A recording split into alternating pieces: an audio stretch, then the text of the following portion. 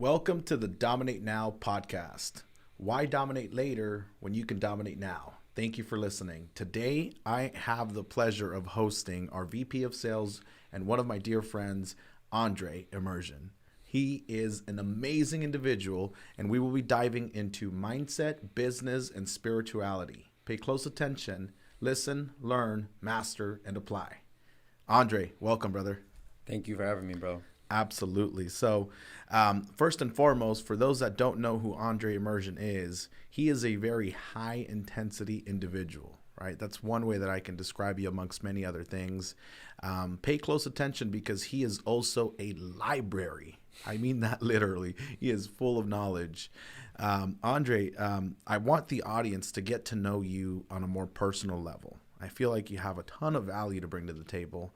So tell us, brother, the first question, how do you compare today to your high school self? Wow. The same way a caterpillar would compare itself to a butterfly, right? I was doing the same thing every high school guy is doing. I was going out partying, drinking, had an entitled mentality.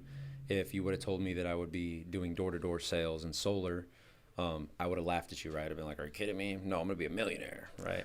I had this kind of delusion mindset that everything would just fall into place and I wouldn't have to work for it. And yeah, you wake up and my dad used to tell me, no one's going to hit you harder than the real world. And I can't wait for the real world to bitch slap you in the face. And it did, right? It's powerful. When I moved out to Cuesta College, I was working a job as a dishwasher, and I remember being like, man, I wish I had more money, right? And then my dad's like, see, this is what happens when you're an empty barrel. When you're the loudest guy in every single room and you got nothing to say, you end up being a dishwasher. And it just hit home so hard. I was like, man, like, is there any value I have to bring other than being a dishwasher? And the answer at that time was no. You're good at fighting, but you're not good enough to be a pro. You're good at this, that, and the third, but not good enough to be a pro. So then I said, if I could be a pro at something, what would I want to be a pro at, right? What is going to be something I could do long-term, enjoy it, and thrive? And I basically looked at my only role model, my father, right? He's a salesman. He was damn near homeless at 29, very successful with a patented machine he made by 34. And so he basically developed this guerrilla mindset to just like being laser focused, right? Being the magnifying glass, and your goal is the ant, right? You laser all your energy there, and you find yourself making leaps and bounds of growth instead of just, a typical journey. Let's say it takes 15, 20, 25 years for the average person to be successful. Wouldn't you say it's roughly around there? Yeah. But when you're laser focused like he was, and like, he preached to me, you cut the learning curve significantly, right? The only way to cut the learning curve is to do things right the first time. And so I got real deep into reading. I started realizing, there's other people out there that are incredibly smart, that have put out a lot of information that if I just absorb it from all the best minds, I'll learn. So for me, I was in college taking these different classes, and none of them interest me. So I said, what am I really interested in? And then I found authors that were specific in those topics, and I became more well-rounded. So the biggest thing I would say is if you took the person I am today and put me at Clovis West High School, I believe I would have, been a close to 4.0 student. But actuality, my grades were like a whale. They never came above sea level. I was always ditching class. I thought it was, for nerds reading.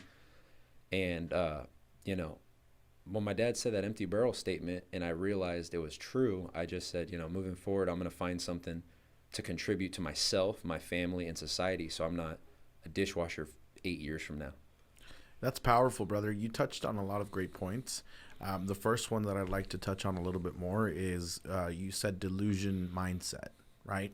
Early on, early stages, 18 years old, 17 years old, you feel like you're going to be a millionaire by 19, by 20, right? You have that ambition inside of you, that hunger, that drive. So naturally, you don't understand that the real world is tough and that the real world doesn't value who you think you are. The real world values who you become and the impact that you can make, right? So with that said, from 18 to now going on 27, right? Or you just turned 27. From 18 to 27, in the last 9 years, how much impact have you made, and in what areas do you feel that impact is most felt? I think more so my biggest shift in my mindset is everything's long term now, right? So before, I want some candy, I'm eating the candy. I want to party, I'm gonna go party. Want to hang out with this random girl, can hang out with a random girl. You do whatever you want to do and just kind of like live in the present moment. And when you're unevolved or you're just starting on your personal development journey, more times than not, you're selfish, you are lacking empathy, and you don't really have a direction, right? And so what I said is, let's think about life backwards. Like one of my favorite quotes is, ahead of my time, like I lived my whole life backwards, right? If you're already 89 years old, about to die with cancer, what did you do before you died? Let's go back now. Okay, well, you're scared of heights, nothing else. You got to jump out of a plane before you die, because when you went ahead of your time, like you live your whole life backwards, you conquered your fear. Yes. Right? So that's something that I try to have foresight and just say, hey, are these people that I'm working with people that I could grow with long term, or is this something that is going to be here today and gone tomorrow? So I try to have more of a foresight, and looking back in hindsight, I try to say everything happened the way it was supposed to, because I'm doing the best I can in every step of the way. That's powerful. Now, you also mentioned that obviously the world is going to show you exactly who you are, right? And there's a lot of challenges that we overcome as individuals in our journeys. Everybody's challenges and journeys are different, of course. But let's talk about mental toughness. How do you feel that you've developed the mental toughness that you have today? Because I see you as an extremely tough individual where you don't let outside variables control your thoughts or control your day-to-day. And that's, I think, something that a lot of people struggle with. They let outside variables, whether it be right now, the election, right, maybe a natural disaster, other stuff, whatever it might be, they let those things control how they live their life day by day. How do you control that? The first question was, how do I deal with mental toughness? And I think a lot of it goes back to just being like really cultured growing up, because I grew up in a successful white family with very, very little violence in the family. And by the time I was 7 years old, my babysitter, her husband, was a professional boxer. And he would tell me things that disturbed me. Like, hey, your dad and mom are going to turn you into a freaking wuss. Your brother and your sister are going to be just as soft as you, unless you come over here and you learn how to fight. You're a man. If you don't know how to fight, you're a pussy. And I remember being like 8 years old and being like, what is going on? Who is this guy? He's so mean. I told my mom, yeah, this guy wants me to put on boxing gloves, right? And so he was the first influence in my life that was basically like, hey, I'm going to work you out. I'm going to make you cry. And every time you cry, you're going to cry a little bit later the next time, because your mental toughness goes a little bit further, right? So obviously every kid growing up is fearful of fighting. They're fearful of getting hurt, just like a natural inclination. And when you address that, defending yourself, and you go into the fire and you aren't scared after the 50th time, you say, how am I going to be scared of somebody saying no to a deal when I have been in boxing gyms where people are trying to knock my head off? I've been in jiu-jitsu gyms where no matter what level you're at in jiu-jitsu, there's a certain person where you're the mouse and they're the anaconda. And so like I always tried to go into environments where I knew I was going to be the fish swimming upstream, right? The odds were going to be against me. And so like, jiu-jitsu, boxing, cold showers, anything that just sucks and takes, extreme mental fortitude. These are things that are going to make uncomfortable things more comfortable, right? Like, so, you guys have heard stories about some of the Marines that I've sold, right? That we get in these verbal altercations and then they become my best friend. If you haven't been, a Marine's been to war, a martial artist has been to a version of war. If you can take someone from a superheated confrontation and then make them a friend, that just shows like how you can go back and forth on the energetic spectrum, right? So like for me, I try to view myself as like a holy person, and not Holy. I'm not a god, but holy meaning like I've integrated the love, the light, the Christ consciousness, being the best that I could be, but I've also integrated the shadow, so to speak. Like if someone's there to harm me, I'm the Grim Reaper, right? I'm the worst one. I'm the dragon. But at the same time, I'll take a bullet for my people and sacrifice my life if need be. So I try to just be whole, right? The whole people are the people that I have the most reverence for, because they don't put on a mask. They don't care if they're offending people, because they're speaking their truth and they're being authentic in who they actually are, right? So due to that, I lost a lot of friends growing up because I'm going to speak my mind. I'm also very well researched. So earlier on in my life, I was coming across truths that I didn't want to come across, right? It gave me cognitive dissonance, which actually is when your brain holds on to a thought and then you have to let it go because you're facing new beliefs that challenge your previous beliefs, right? So when someone goes through this, they literally evolve or break, right? They're like, okay, I got to hold on to my previous beliefs or I'm going to evolve into something different, better, or worse, right? I don't know if that answers your question, but in a nutshell, I think that getting outside of my comfort zone and doing the things that I know are going to help me be the man, right? My dad says the man can support his family, he could defend his family, and he could teach his family principles, right? So like I always tell people, if you can't fight and you're a man, on my dad's standard, you're not a man because you can't defend your family, right? Yeah, absolutely. It sounds like you're very driven by a deep purpose that only you have the definition of, right? And that's powerful because, a lot of people, when they face a challenge, they think, oh my God, I'm going to fail, right? And because they're so afraid of that failure, they don't actually encounter that challenge from all angles. They might go one angle, one direction, fail, go backwards, take a few steps backwards, right? One of the philosophies that I now live by, and it was actually told to me by a client in home a few years ago, very simple. He said, Alex, never backwards, always forward. As simple as that. And that kind of aligns with what you said. Mm-hmm. So I definitely support and appreciate that. And I think that everybody listening should focus. When you think mental toughness, just think, how can I proceed forward? There's always a way forward. You just have to find it, right? Mm-hmm. So now in relation to business, what do you feel is considered a business mindset? And when you didn't have it, how did you develop it? The business mindset is just changing your paradigm from I'm bothering people to I have absolute value to offer. And like I tell people, you can't 99.9% jump into a pool, right? And so if you're 99% convicted on whatever you're selling, you can only bring someone like at 40%. But when you're 100% convicted and there's nothing that's, a reservation of yours, you're able to build leaders. You're able to take a client and turn them into a friend or an acquaintance. That's how you've built a lot of leaders here. There's a lot of people here that would not have thrived had you not believed in them before they got their own footing, right? So the business mindset is just basically every thought that you have is going to strengthen a future reality. And you have to think, are these thoughts that I'm having on the forefront of my mind going to manifest a life that I want to live, or is it going to be a chaotic life, right? And so for me, I realized, fighting is great, but I'd way rather be in the front row watching, right? How do I do that? I remember you said that. Yeah, I was like, it was a realization. There was this guy named Chet, right? And he was like a Muay Thai guy, right?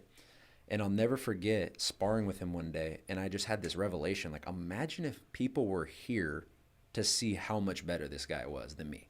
And I thought to myself, if I go into sales and I learn how to speak, read the right books, and actually am transparent and tell the truth, I could be world class. Maybe not with this fighting stuff. This guy has already, been training with his father since he was 6 years old. He's probably got a jump on me that I can't catch up to. But the business people, they usually they're not even white belts in business till they're usually 30 years old, because by that time, they say, you know what, corporate America kicked my ass. Now let's try something. And they don't even have the energy to do what it takes to build a business from the ground up, right? Agreed. So I love one of the things that you said that really stuck out is you said that having or developing a business mindset is manifesting your thoughts into a future reality, right? So what I take away from that is developing a strong vision of what you want to accomplish and making sure that day to day your thoughts along with your efforts are aligned with that vision, right? So also you talked about energy and being 30 years old versus being 20 years old. Essentially what I took from that is simple. If you're thinking, okay, in order to jump into business, I need to already have it all figured out. I think that you're losing a lot of valuable time that you could take to build, right? By not jumping in all in. Would you agree with that? I mean, it's probably great advice. Me personally, I've always been a all or nothing type person, and it's definitely helped me and hurt me, right? I'm working on that, right? I'm not the best. I'm not the best when I'm doing 4 or 5 different things, when I'm like a jack of all trades. But when I'm like super focused on one thing, I tend to excel because it's just like I said, the laser focus will push you further than just kind of sprinkling your efforts. Yeah, no, absolutely. I agree. I think that what I meant was that the efforts need to be laser focused into one business before you can go into another business, because you have to build that foundation. You know, a strong foundation can be built in the sand, or it can be built on cement, right? What's going to withstand a tornado? What's going to withstand an earthquake? You building that foundation for years and years on cement rather than on sand for years and years, and then for it all to crumble, essentially, right? So there's obviously a lot going on in the world today, right? And to me, you know, in speaking with you over the course of the last few months, I've realized that you're a very, you know, high intellect individual, right? And with everything going on in the world today, Andre, what do you specifically see in the world today, and what do you think that the world needs more of? That's a very good question. What do I see in the world today? What does the world need more of? What I see in the world today is a lot of division. I see a news media Agreed. that is a propaganda machine that couldn't be more evil. It's taking good people and making them hate other people, and it's making hateful people become even more hateful. So I'm seeing a lot of negative energy that is circulating through the media. I'm seeing a lot of people that are forgetting we're all a part of a human race, and even more so, I think a lot of people are forgetting that we're here to elevate the collective consciousness of the world, right? I think that if you take who I was in high school, the main problem was a lack of consciousness. I was almost sleepwalking through life, and no wonder everyone called me an asshole, because I was. I had no thoughts. I was just literally an animal acting on my instincts. And so there's just so much to go into on that topic, but it's a super complex topic. I'm just trying to see which angle to go on it. What do you feel the world needs more of? Because you said that there's division. There's a lot of it, right? The world needs more leaders, man. Everyone's following, right? They haven't done any research at all, and they try to come talk to me about truth when I'm 15,000 hours deep into this, and they've been looking at CNN or Fox News to give them their news. It's like we're in different realms of homework done, right?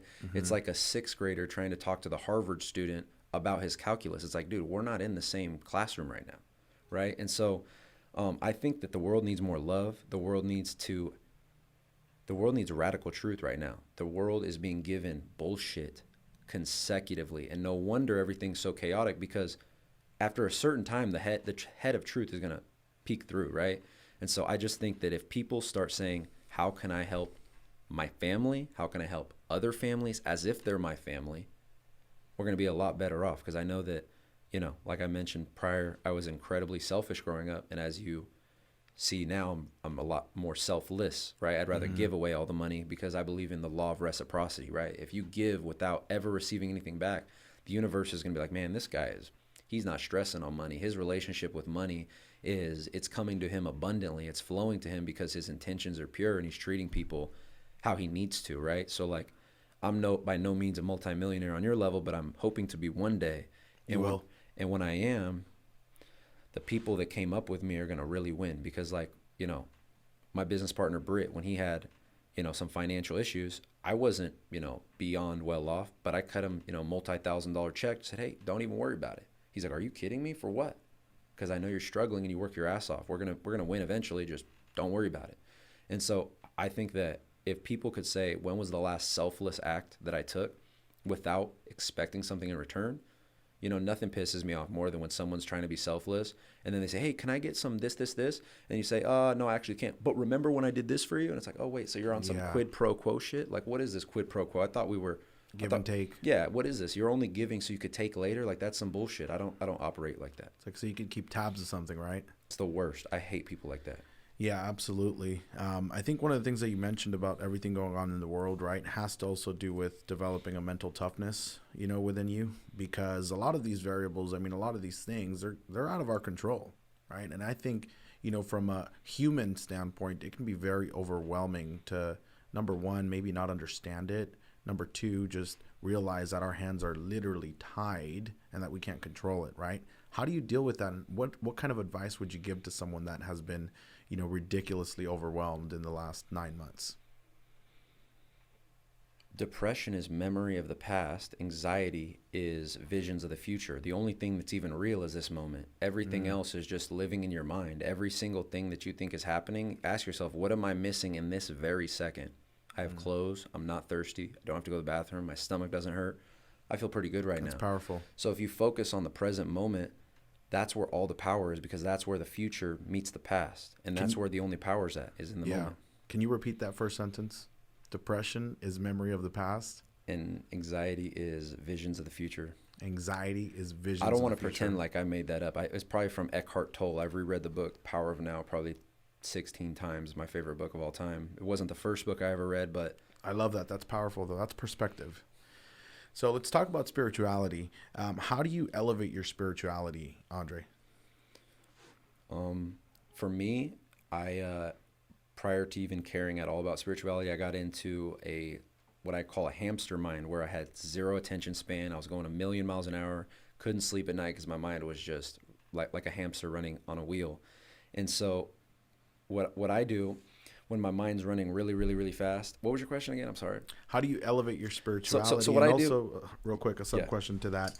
And where do you currently stand as far as your spiritual realm and your spiritual process? Like my spiritual process, to me, like I said, when my thoughts were going a million miles an hour, I was introduced to meditation. And when I was introduced to meditation, I was introduced to the present moment. When I was introduced to the present moment, I was introduced to the stillness within me. And the stillness within me said, if Christ is within me, who could be against me, right? I truly believe like Christ is within all of us, and it's up to us to elevate our consciousness and say, look, we're definitely men, but we're also half God. You literally have a brain. It's a supercomputer gifted to you by God, right?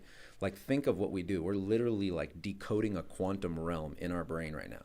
Like, if you look up Dr. Joe Dispenza, he's literally has books like Becoming Supernatural, talks about how we literally are decoding reality. That's why when you look in the mirror, you're not even actually seeing yourself as other people see you, because you're decoding how you look different than other people will. And so that's why some people don't like how they hear their own voice. They're like, oh, I hate my voice. Yeah, because you've never heard it the way that other people hear it. Wow. So what are some tips that you would give to others? I know you touched on a couple, but more, I guess, easy to digest for the average person, tips on how to elevate their spirituality. To elevate your spirituality, I would say, number one, take some time to just pray, right? What are you, and prayers to me aren't a Christmas wish list. Hey, I want this, God, and I want this. For me, prayers are more like, I'm so happy that this is happening. I'm so grateful that this is happening, Lord, give me the strength to let everything happen exactly as it's supposed to, and let the divine plan play out, right? I truly believe that life is perfect. Everything is perfect. Even the most worst tragedies you go through. It's like when you're watching a movie, you don't know what the ending of the movie is, but no matter where you're at in the movie's the same. And I just feel like because we're in the present moment, we don't see the whole picture, and then we get depressed, and we get, we don't see the full puzzle. We only see the pieces that are missing, when in reality, God's like, yeah, I needed you to be missing those pieces to find the other pieces later. And so, like, even with you, I always told myself I'm not hireable. Like, after I worked for a couple of companies, I said I'm not going to go work for somebody, because I was tired of, like, the thumb, pushing you down the glass ceiling. And then I met you, and I was like, okay, wait a minute. This guy's definitely on a spiritual plane, because he's talking about collaboration. He's talking about being selfless. He's talking about, hey, I recognize that you're a leader. I'm going to put you in a position to lead. You just need to be loyal to me, and we will win. And I remember you were saying good things, but you weren't talking to my soul. And then I said, I'm going to be honest with you. I'm making good money. I don't think I'm going to go. And you said something that actually was changed the tide. You said, I just want to let you know you're very good at what you do, but if you don't join us, we're going to absolutely crush you. Just want to let you know that. And I'll never forget, I laid in bed that night, and I was like, if you can't beat them, join them. You're by yourself right now. You're a lone wolf doing good for yourself, but do you really think you're going to beat Alex Valle and 100 agents? You're not, right? You're not. Yeah. And so I just got to the point where I was like, all right, I need to find people that resonate with my soul. And these are people that when you meet them, it feels like you've known them for a long time, because everything that they're saying resonates with your deep beliefs, right? Yeah, absolutely, man. And I'll never forget that dinner, by the way, that dinner that we had, because, equally, I think I speak for the two executives that were also present, Nico and Roberto. We were absolutely shocked by the presence that was felt when you were in that room, and the energy, the positive energy, the collaborative spirit, man. And I'm really, really grateful that you joined, because you've absolutely accomplished everything you said you would, and you're continuously powering through day by day. So with that, let me ask you this. What is the biggest regret that you have, and what is one of your most proud defining moments in life? That's a really good question. Take your time. My biggest regret in 6th grade, my brother is significantly more athletic than me, right? Significantly. I had to wake up every day at 6 a.m., hit off the tee for 2 hours just to have a 200 batting average. My brother could hit it 400 feet, never practiced, right? Alec, my brother.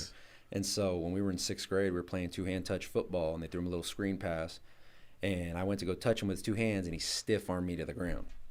You know, I have a little bit of a temper problem, right? So I was so embarrassed, and he's laughing his ass off. So the next play, they throw him the same pass, and my dumbass picks him up, slams him on the ground, breaks his elbow, right? Oh. And so I broke it so bad that his arm actually doesn't fully straighten now, right? And so, I seriously got my ass beat for that by my dad. But when I look back on my life, if there's really like a lot of mistakes I've made, but I wouldn't take back those mistakes, because then I would lose the wisdom that I gained from those mistakes. But there's nothing that I gained from snapping his elbow at all. Like, it was just, it made me feel really shitty when I did that. So that was my biggest regret. My most defining moment was when I was working at Mercedes-Benz of Fresno about 3 or 4 years ago. And it was the most toxic environment in the history of work environments. It was just the worst, right?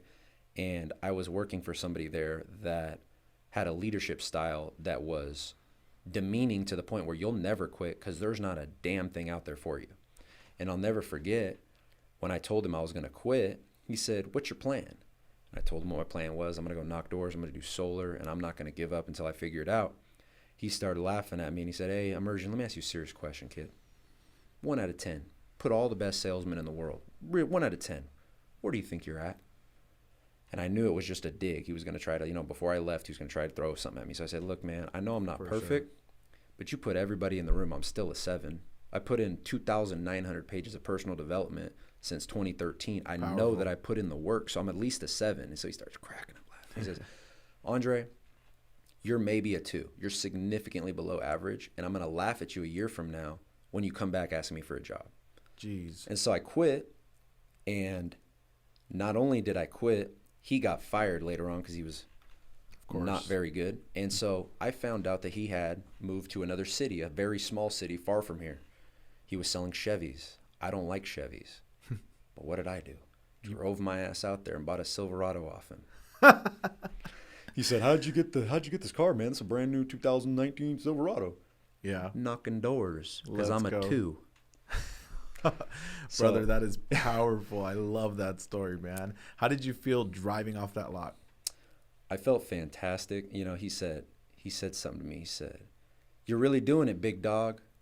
And I'll never forget how good that felt, because I remember he was smiling when he said it, and I made sure to screw him. I came on the last day of the month, absolutely talked him down like $14,000 off the car. So he didn't make nothing off me. And I still remember, him looking at me like, "Man, that son of a bitch," right? Because we had a very bad falling out. And then for me to succeed and a year later go buy the truck, it meant a lot. Absolutely, man. You earned it, and you deserve it, right? So remember that. Andre Emerzian, ladies and gentlemen. Andre, I know you crush it on Twitter and other social media platforms. Where can people find you? I'm on Instagram at Andre Emerzian. I'm on Twitter. Follow him on Twitter, everyone. Yeah, Trust me. I'm on Twitter. I'm under an anonymous alias, but it's Dre93, at _Dre93. The one thing I would leave off with is there was one book that I have to mention that really defined a period of my life where Kendrick Lamar had a song where he said, "I'm trying to read about Napoleon Hill and try to know God." And I said, "Who the hell is Napoleon Hill?"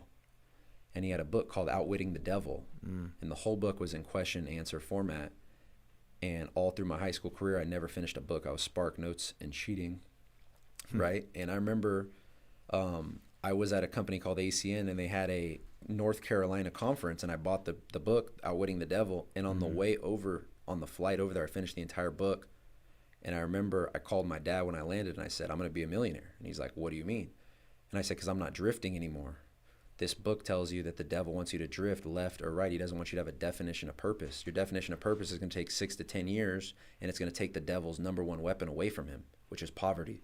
And so when I read this, you know, it says something along the lines of every thought that's in your head that's not empowering you isn't from the source. It's a screen in front of the source. And I was like, man, no wonder your reality is the way it is. You're identifying all these negative thoughts as your own, when in reality, they're diversions to make you drift. So Outwitting the Devil, if you haven't read that book, it is a very powerful book. That's powerful. I think that statement that you just said about how poverty is the devil's number one tool, right, or weapon. It's true, man. I mean, nothing, you know, you can get out of it. It's a mindset. That's what it is, right? But I love that recommendation. Thank you for everything, Andre, for all the knowledge that you dropped. I look forward to the next episode, brother. Thanks, Alex.